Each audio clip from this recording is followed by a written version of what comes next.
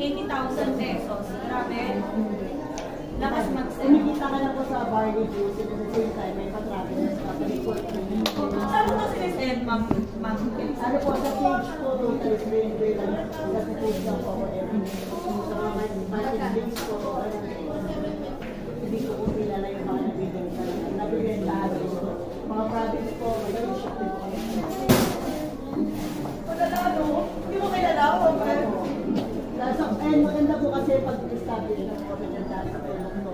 Nagre-repeat na. Nakita yung benefit sa kanila ng salat nila. Nag-repeat po ulit. Galing nga. Beta.